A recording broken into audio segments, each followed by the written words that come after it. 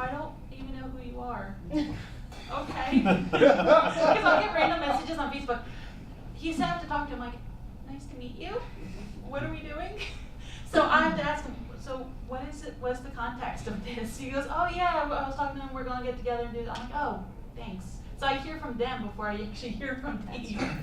Just like a I separate feel like for you, Maddie, it's a little So bit shady. part wife, part personal assistant, a little bit, and not in a No. negative connotation, No, but just that just seems to be like you keep track of his spoons. It's A little because bit. in my professional life, I am an assistant, so I am organized. That is what I do. So opposites attract, and I love my husband very much, but he's not organized. And it drives me nuts. So I kind of have to, I kind of just take that over.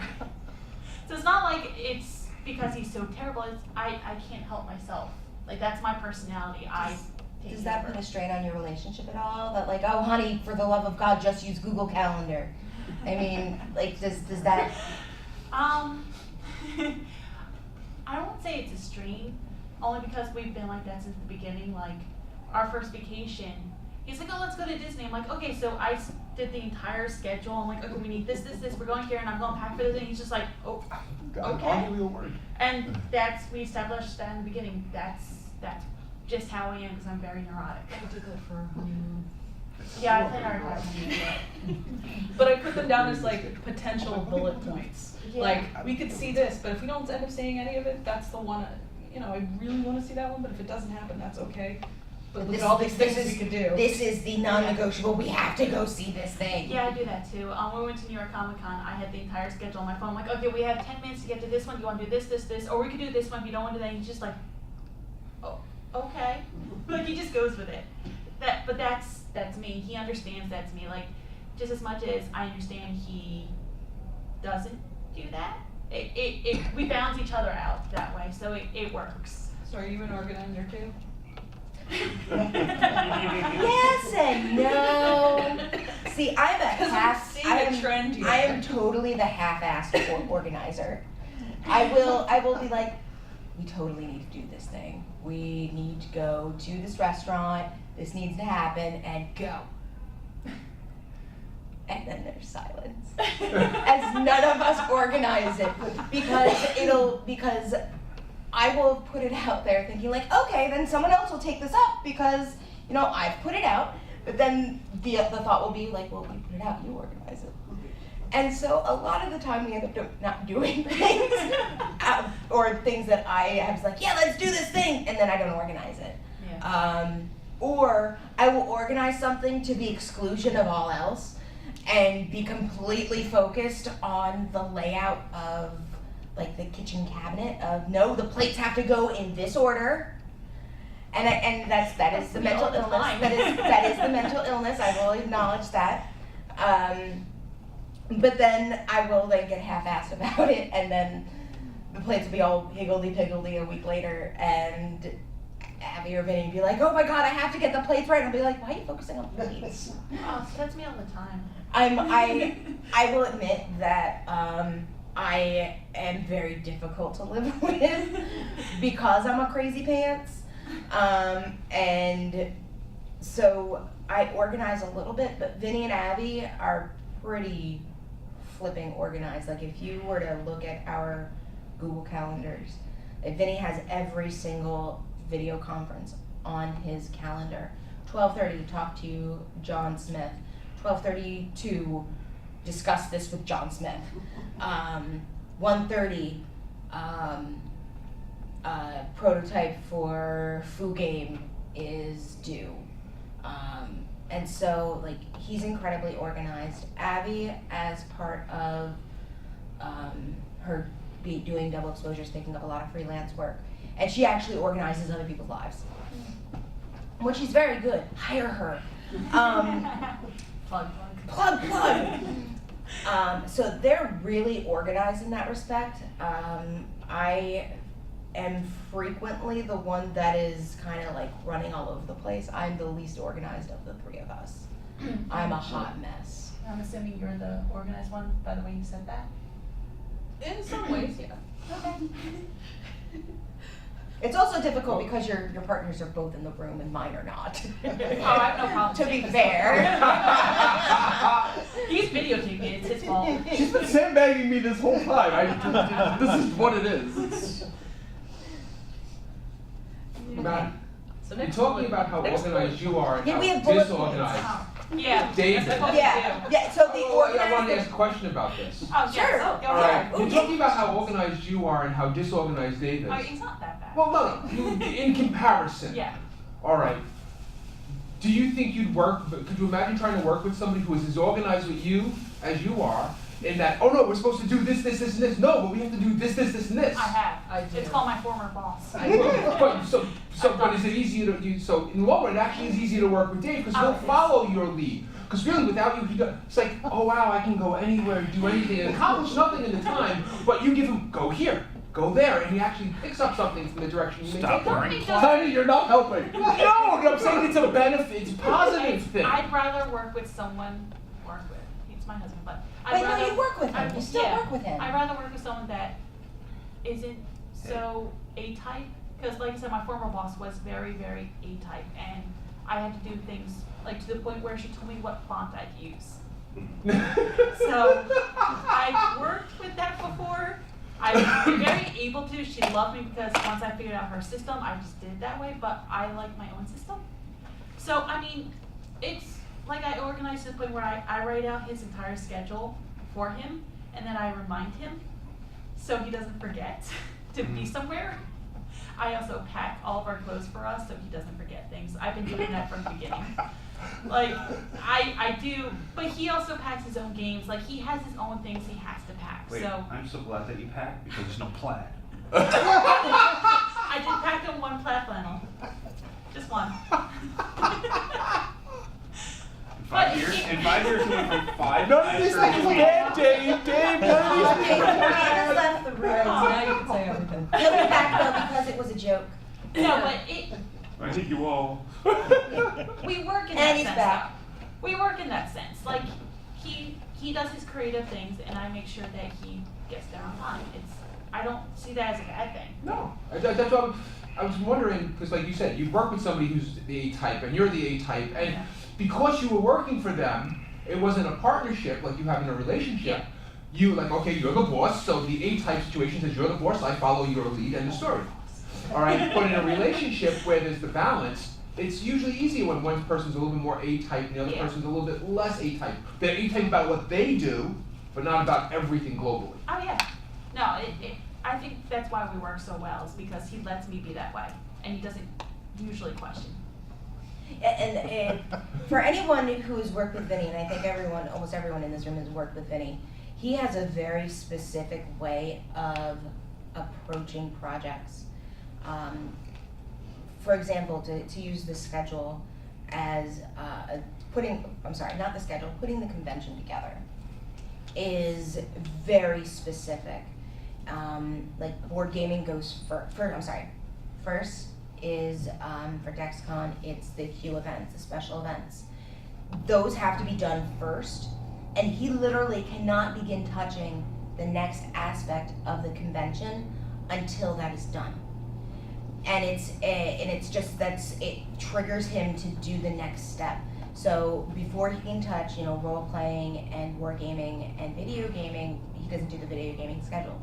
But putting those into the schedule, he has to complete board game because that builds the framework of the convention.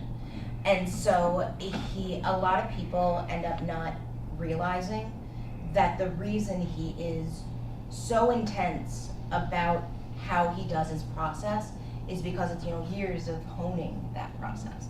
And it's not something that anyone can really jump in. Abby is the best who can jump in. Allie Campbell is actually another one who ends up being a lot of his hands. And Rachel, how do you pronounce Rachel's last name? Fittis? Rachel Fittis? That's what I'm thinking. I think so. We apologize if we're wrong. We're sorry, Rachel. She's another one who, when Vinny's freaking out, she'd be like, yes, but I still need an answer. I tried at one point stepping in and when the schedule was completed doing the grids. It took me 3 days of doing the grids combination, which is only a 4-day convention and is a much smaller con. And this was years ago when the con was not as large as it is today. And I was ready to cry. And I got a new appreciation for how he does it and working on being more support and just letting him do his thing and asking him, okay, so you're doing this thing right now. Is there anything that I can do to help? Is there anything that someone else can do to help? Do I need to call somebody, get somebody on the phone? Do I need to get Tiny on the phone to do X, Y, and Z? Yeah. Or do I just leave Tiny the hell alone and let you do your thing? Okay, I'll let you do your thing. Yeah, you're almost like you're the person in the middle. Like you always have to make sure he's doing his thing, but you make sure that everything else gets done That at the is same time. that is primarily Abby's job. I'm more of the soothing patrol, like walking up and he if it's being a particularly rough day, it'll be like tell me something nice, tell me something nice, please. Everyone has their role. Yeah, and my role is more background and ground support and rear guard. Alright, so something we haven't touched on yet. In the gaming industry, there's all these different social groups that you have to be a part of now. I know for me, I don't know what that means. 3 minutes. Really? Seriously? Oh, we talked a lot. Questions? Yeah. No, Two. it's 2. Oh, then an Yeah. hour, 3 minutes. No 63 questions. minutes. Awesome. Oh, I'm Say. sorry. I'm wrong. That's right. I'm gonna go double check the schedule real quick though. No, it's 2 hours. It's 2 Yeah, but hours. now I've already walked. Okay, so we'll Something continue. we haven't talked about. So, socializing in different groups. I know for me, I was not a gamer before I met Dave.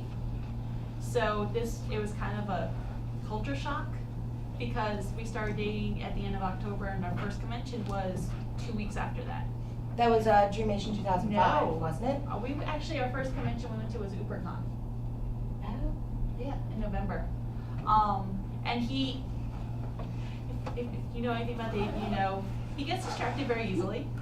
So he takes me to this convention and goes, oh look, computers, and leaves me. And I'm like, I don't know what to do, so I made friends. But it was a bit of a shock because I haven't been to a convention since I was like 14. That was a comic book convention. So you really have to know how to interact. And it's different than like hanging out with your friends because you don't know who you're gonna meet at these different conventions, especially if you go to a lot of different conventions. So you really have to like be comfortable with meeting new people constantly, especially if the person that's in the industry, they make friends constantly. Like, we went to a convention that we've never been to before in Connecticut? Massachusetts. We walk in and 5 people approached them going, hey Dave, I haven't seen you. I'm like, how do you know these people? We've never been here before. For me, I have to get used to random people knowing, or people come up to me, hey, you're Dave Simpson's wife, right? And I'm like, yes.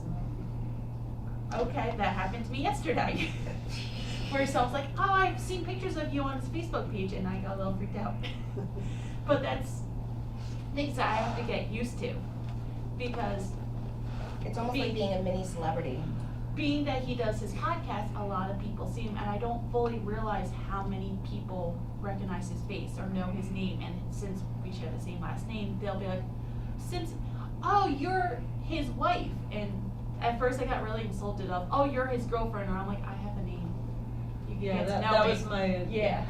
If somebody said that to me, I'd be like, I have a name. Yeah, so that bothered me in the beginning. I kind of got used to it. But how did you guys get into, like, how when you started dating, how did you feel when you first got into going to the conventions and meeting all these new people? Well, I've been to conventions before. I mean, I've been playing video games my entire life. You know, I had the Sega Master System, started there, I had Nintendo. and the green, the Mac. I still have my original Game Boy. I mean, I could go through the whole list of them, but it was heavy video games. I played, Magic, just like pretty much everybody has. But board gaming, up until he got into game design was never a heavy thing. You know, it's like you played Monopoly when you were a kid, but that's pretty much where your board game begins. Yeah. The game that never ends. Yeah. I don't think I've ever finished a game of Monopoly. No. So we've been, I mean, when he got into game design, it's learning new terms, like, who the fuck knows what Euro game is? What does that mean? What does it mean? What makes a Euro game? Honestly, Is that I've like a asked form of so money? many times what specifically makes a Euro game. I just know which games I like, and if they happen to fit into Euro Yeah. game bonus. So terms like that, you learn those terms. I live in a house, but I live in a smaller space than you have, like a whole house. So you can put your games in a specific room. Whereas I get to put my one foot room? down and be like, Oh, what game did I? What Euro game did I just step in? Is that what a Euro game is? where I'm getting at this is, I get to put my foot down and say, no, we only are gonna get, like, say, card games, because we only have that space, or the board game, how big is the board game? Again, I don't go in my attic for a reason. No, that makes But sense. no, I mean, when you understand. have limited space. Yeah. So you learn, like, what type of stuff, you learn all different types of games, but at the same time, you're like, I can play this game, but we won't own this game. Yeah. Because we don't have the space for this game. Whereas with us, we've got, you know, when Vinny's parents passed, we gained the rest of the house. But still, like, I remember when I first moved in, Abby put her foot down and she was like, no, I'm not living with the convention in my space anymore. The LAN is not living in this room anymore, it's living in the basement, damn it, let's clean out the damn basement. And so we have a slightly different battle of, no, Vinny, yes, people are coming over, you can't just put it into a box. You can't just shove it somewhere, no, we have to put it away, we have to put our toys away, let's clean up. That was all Abby, that was not me. I am also a slight hoarder, I'm like, oh, I'll just shove it under the bed. Yeah, that's what I'll do. No one will find that toy. The only thing I want to add about the board game in a small space is that we have in our heads a catalog of which one of our friends plays what game and who owns what. Well, you need to, So when you that have a we small don't space. buy what they have, what this person has, what this person has, because No, it's true. And with us, it's an acquisition. And a lot of that is part business and part, Vinny takes a lot of joy in having Matthias Nelson, for example, coming over and looking through the game library and saying, yeah, I haven't played that one in a while, we don't have that, let's play that. I still haven't played Pandemic yet. I'm ready to play with you. That's what I like Pandemic. We will play Pandemic. I wanna play Pandemic. Tokyo. Okay. King of Tokyo is a lot of One fun. few co-op games I like is Well, Pandemic. just wait, Kate. Sometime next year, we're gonna be giving you 100 boxes of our game to run around with. Talk to Vinny, that's all his, that's the Oh, business. no, I know. It's a small box, so. Okay, it's a small box. So you can have 100. Yeah, but I mean, even with Envoy, one of the only ways that we were able to make Envoy happen is that when Vinny's parents lived upstairs, and so we gained the second half of the house, and so now we have a room that is completely dedicated to Envoy, which is, excuse me, we're gonna trip up on because Andy and Linda are moving in upstairs. But we have a room with, 20 copies of Werewolf. And, Run for Your Life Candyman, and various games that we represent and that we have to keep on stock as part of the program. And so we have to be really careful about marking games that this is, Central's copy, this is Linda's copy, this is a convention copy, this is Envoy copy. We have 4 different types of games in our house at this point, and we have to be really careful about not confusing the inventory. Now, Linda's games and our games can merge now because they're together, but we have to make sure that like convention copy and Envoy copy do not get mixed in because it's a completely different business ventures, completely different budgets. And so we have to be very careful about what goes where and what can go into the basement, what can't. Oh, this is a cloth-based game. This cannot go in the basement because the damn squirrel that has invaded our basement. True story. We'll eat it. By the way, if anyone knows how to get rid of a squirrel, You didn't get we are rid of now the squirrel taking yet? we are taking applications. Please come get rid of the I squirrel. told you, flamethrower. My father will murder you. Haven't you Find heard the the moose. story? We will. About the squirrel We are now going taking under. applications. Project Get Rid of the Squirrel. Okay, thank you, Squirrel Dave. side. Make a game out of pure poison. Just put it out there. You can make a game called Squirrel Side. Squirrel side. Matt, we found our next game. Here we go. What else we got on here? Oh, so frustration. So this is the part of the panel where I think we're gonna vent our spleens a little bit. We love no, Dave. I'm gonna go We to love the our bathroom partners. now. We love our partners. We do. 100%. I think I have to start with that. What? I feel like you have to Yeah. start with that. No, we do. And sometimes it's really flippin' frustrating that your house is full of game stuff. And that's where your life has gone. And that's okay. I mean, because it is something that your partner is really passionate of. But it does get frustrating when you want to be like, oh my God, I can't hear any more about these games. We need to go out. We need to go out. You're buying me something pretty. Or you're buying me a really good dinner and we're gonna go talk about a movie. See, I can't argue with him. I mean, yeah, we have a living room that is dedicated with about 9 or 10 bookshelves filled with different types of games. I also fill about 3 closets worth of clothes. So it's a give and take. I can't really complain. Hey, you got size 10 shoes. It takes up a lot of space. I have size 10 shoes. Shut up. I don't wanna throw one of the pencils at him because then we'll be down one.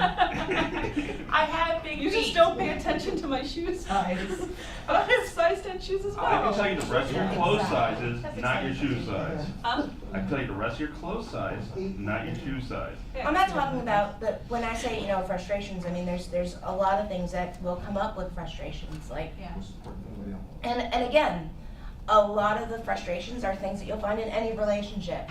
Like, honey, why haven't you done the litter box? Honey, why haven't you emptied the dishwasher? Honey, no seriously, I'm out of underwear, can we talk about this lack of laundry thing? I think we've had all these conversations this week. Yes. And all 3 of those conversations was directed at one of partners, including myself. In fact, the cat litter and the laundry is me. Yeah. But there are frustrations. Yeah. The most important thing, just like any relationship, is that communication, is to air your crap. Don't just sit on it, stewing like he hasn't emptied the dishwasher in 2 days. I get freaked out. So I'll go to bed because I have to go to work in the morning. And I roll over, it's 3 o'clock in the morning, he's still downstairs editing. I'm like, I just kind of walk down, are you coming to bed? Yeah, I'll be up there in a minute. He said that 2 hours ago. I'll be up there, I'm almost done. I'm like, honey, come to bed. You have work in the morning. I'm almost done, I swear. And that's, I think, is more frustrating because I get worried, like, he drives for a living. That's scary to me. That he will be up till 3, 4, 5 in the morning editing because he wants to make sure that his channel gets off on schedule, and I understand that. But it's also frustrating, like, you have to worry about yourself as well. Like, he won't worry about himself, so I will worry for him. He's laughing, but it's true. He won't care about, like, oh, I'll come home and he's working on his stuff. I'm like, did you eat yet? Did you eat it all today? I'm not sure. So I have to go make sure he eats. Like, he'll forget about stuff because he's so involved in what he's doing that you really have to, I mean, I don't want to use the word caretaker, but kind of It is caretaking, but at the same time, like, you can have that to get on the other side of, this is like the 3rd time this week that they haven't eaten. Yeah. Like, how could you not get angry about that? Because, like, come on, okay, so now you have a headache, and now you're really bitchy. Okay? And again, this is a lot directed at me. Listen, Aurora Ray is just my hero. Okay, that's all I gotta say. No, but think about it. Like it's very frustrating to like the 8th, 10th time this month, where you haven't eaten all day, you are now exhausted, and you can't figure out why you're exhausted. And like, I'm so tired. Well, do you think maybe because you only slept 3 hours last night, you haven't eaten, and all you've had today is coffee and orange juice? Like, that is not a sustainable thing. And what do you mean you haven't thought about dinner? I thought about dinner all this week. It's your turn, damn it. And if it's pizza, fine, but freaking order it. Yep. I know the feel. And it's hard not to get really frustrated by that. And again, Abby, who I think is the saint in our relationship, she is the caretaker, she's the designer, she's the vice president, she is the loving partner dealing with 2 crazy partners. She really should be the one that's up here, except that she's in the gaming industry too. Is that to be the caretaker and to be the gaming wife, the gaming widow, and wife is, a blanket term for partner in this instance, because it could be just as much as Allison designing a game and Matthias supporting her. Yeah. It is just as likely. But gaming widow is a good term because you do lose your partner to the thing that they're most excited about. And part of the joy is watching them create something from start, Oh my God, it's start to amazing. finish. It's so cool to if you step out of yourself for a minute and think about you know what? In September, Envoy was just this spark in his head, and now we've got 450 heralds across the country. Yep. Holy crap, we've got 50 companies supporting us. Holy crap, there are people across the country who know who Vinny is. How cool is that? There are people around the world who know Dave. Yeah, oh, it blows my mind. That watch Dave, and they're like, he's so fun, So yeah, it's frustrating, but you have to air that frustration so you can get back to the joy of living. Yeah, it really does blow my mind.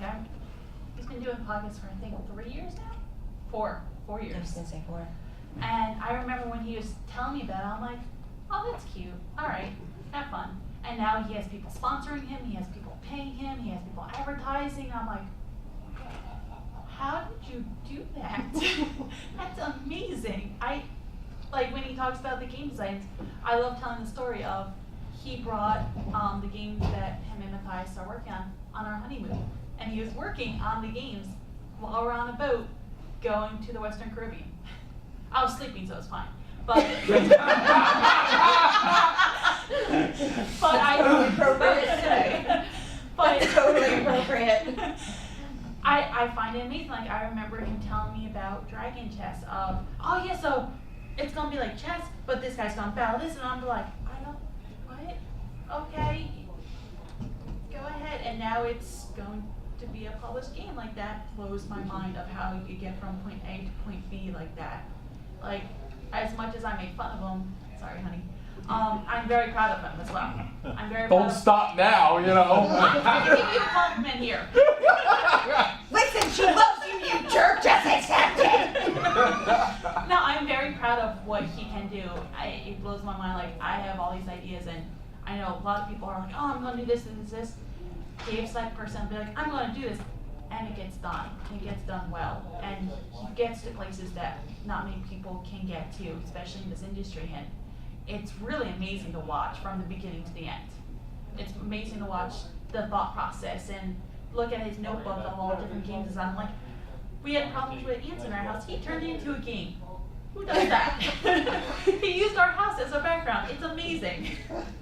Stuff like that, you don't think of, and that's him. That blows my mind. So Allison, So me? we haven't heard about your frustrations. You don't have to air your frustrations. You love Matthias. I do. I'm sure I'll bitch at some point. Okay. Not on camera. Regarding what you were just talking about, we work in a similar industry. Currently where I'm working, they do prototypes, so they're prototyping his game out right now. They're working on different parts of it. So I would bring the prototype we currently have into the office, and everybody there is like, this looks so cool, when do I get to play it? And like seeing how excited other people are that, you know, they're like, is that your husband's game? I'm like, yeah. Like, he made that whole thing? I'm like, oh, with his partner he made it. I'm like, oh, cool. Who's the illustrator? I'm like, oh. And so I start talking about it, and they're all excited. And I play tested with the other guy there, because we had a little bit of a lull, so he's like, can we play? I'm like, yeah, let's play. So we played a game. He's like, and he is also a gamer too, and he's cool. He LARPs with his son. Fantastic. That's so cool. So he played it, and he's like, yeah, it plays really well. And he gave me like, I thought about this and this, and we came up with like ideas for different parts of it, and I sent it to him, and he's like, I don't know, and then maybe things will be utilized, maybe they won't, but it's exciting to see other people play it and go, this is really cool. When do I get to buy it? Do you know anybody that's a publisher? And they're like, no. I'm like, well, then. Damn. So but pretty much every person that's played has been really excited and seeing how And excited. super excited when you see it, how happy they are. Yeah. Like you're like, I mean, we know it's awesome. Yeah. We've been dealing with it for how many years? We know it's awesome. Like I would tell people, this is a really cool game, and I know it sounds like I'm a little biased, because I am, but honestly, it's a Well, that's our job to be, Yeah. also. but it's like, I get that. So one of the things that, now we're gonna praise our partners. I'm Or not I'm pitching gonna this pray. one. Okay, that's cool, Switch it that's up. cool, you're keeping it real, keep it loose. One of the things that I get a lot of joy out of, and kind of tagging on to Allison's talking about, you know, seeing people really love their game, is seeing on social media. There is a group of teenagers who Vinny kind of coaxed into the convention. I think they were going to the movies, and he's like, come play games, and they're like, okay. Where one of the kids posted on Facebook saying, oh my God, Vinny asked me to be on staff. And you can hear like the glee. Like, oh, I'm gonna be on staff, it's like I'm a person. Vinny asked me. Yes, it's like, holy crap, Vinny, the Vinny, the one in the pants, No shoes. And so like hearing stuff like that is so cool, because I'm like, that's my boy. That's mine. And you know, seeing Abby get really vocal in the social justice arena, and getting more and more involved in women gaming and gaming as other, gaming as women, is really cool to like Google her name, and you know, she comes up as a contributor. And that's really like, it's really cool. And so I get a lot of side benefit from their fame. Like, oh, you're Vinny's woman. Like, I'm one of them. I am in fact one of them. I'm not the really interesting one. I'm the quirky one with the wigs. And so that puts a lot of emotional water into my bucket, and makes me feel really good about the conventions. I go back and forth on loving the conventions, and it's a struggle. I have a love-hate relationship with the conventions. I love them, but I hate all the work that goes into them, because it is so much energy in our space, and that takes months to build. Yeah. And but getting those little gems of like, Vinny asked me to be staff. Yeah, isn't that adorable? She's like 15, and she's like, oh, wow. And you can kind of see like the adoration. I dealt with that. We went to a different convention in February. You went to a convention? We did. I know, it's amazing. Wow. But Who does that? what was cute was, so we never been to this area before, and we had these two boys. Now this is the convention where you actually have to pay to play. So the fact that they almost would pay to play for almost all of our slots was adorable. They're like little 17, 18-year-olds. They became our fanboys. It was the cutest thing. They like came over like after hours. They're like, "We're gonna play this game. Do you want to play with us?" We're like, "Sure." They're like, "Oh my God, let's play together." And I was like, "Oh, I'm going to school in New York. We can hang out together, and then I can play your game some more." And it was to the point where the two of them had this competition about Dragon Chess, and they got there early, so they start practicing their dice to see which dice would be good ones. So they make sure they have the good dice so they can kill each other in this game. It was the cutest thing ever. It's adorable. And I love seeing things like that. Like Dave has had little fanboys before that will just follow his games and be like, "Oh my God, do you have a website? Oh my God, how do I follow this? I want to buy this right now. And tell me when it comes out. I want to buy it." And it's so cute. It really is. And it makes you like realize like that's a younger generation that's gonna grow up. So like, I remember when I was at this convention, I played this game, and that to me is awesome. That's what they're gonna grow up remembering. Yeah, I'm not gonna recite the whole story, just I know ask what Matt you're at some talking. point. Yeah, the two little kids from Ireland. Yeah. Excuse me, sir. It's a British accent. It's not Irish. Excuse me, sir, where can I buy your game? Oh. It was a 6-year-old. A 6-year-old? His So cute. 7-year-old and 6-year-old were, their family were on vacation, and they were gonna go to New York City in like about a half hour, so their parents went up to the room, and the 7-year-old was reading the cards while the 6-year-old played. Yeah. And then they played the game, and then they left, and then the 6-year-old comes down, and he looks at me and goes, "Excuse me, sir, can I buy your game?" And I'm like, That's British too. and I'm like, I sat there, my heart just went, And on that day, Matthias's heart grew 3 times. I believe that's a medical condition. and the thing was, I'm sitting going, I'm like, I could give them a prototype, but it's $85 a prototype. Here's my card, give this to your mom and dad, and find me on Facebook. When it goes live, I'll send you one. Oh my goodness, that's you better sign it. You guys better sign that game. We'll see. No, of course we will. Oh yeah. So do we have questions? Does anyone have questions for us? We're experts in crap.